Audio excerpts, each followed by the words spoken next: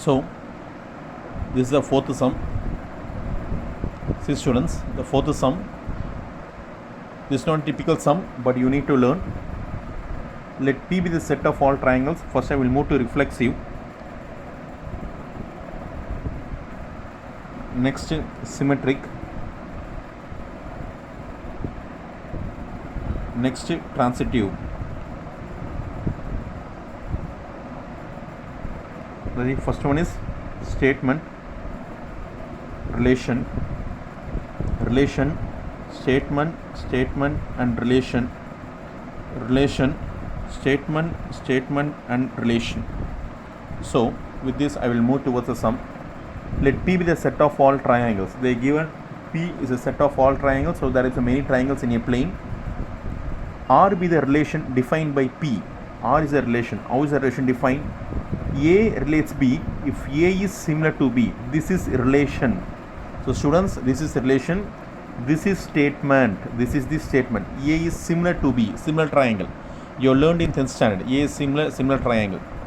If A relates B, if A is similar to B. So, but A relates B, I can't say for reflexive, because if this is a triangle A, if this is a triangle A, we can say, if this is a triangle A, we can say this triangle is similar to itself, because this triangle is similar to itself. Every triangle is similar to itself, not only this triangle.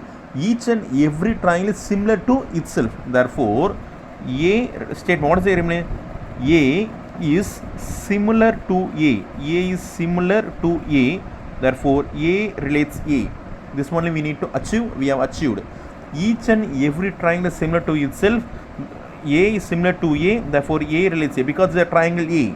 The triangle A is similar to itself. Therefore, A relates A. Therefore, reflexive satisfies. Reflexive satisfies, or you can say reflexive is true. Whatever you can say. Next, relation. First, what is the relation for symmetric? I need to say A relates B. A relates B. What is A relates B? A is similar to B. A is similar to B. If I am going to take a triangle as A, this is a triangle B. A is similar to B means I can say B is also similar to A. If A is similar to B, I can say B is also similar to A. Therefore, B is similar to A. If B is similar to A, I can write B relates A. Therefore, symmetric satisfies, or symmetric is true. You can write anything what you need. Symmetric satisfies. Next, transitive. What is transitive? How are we going to achieve transitive? What is transitive?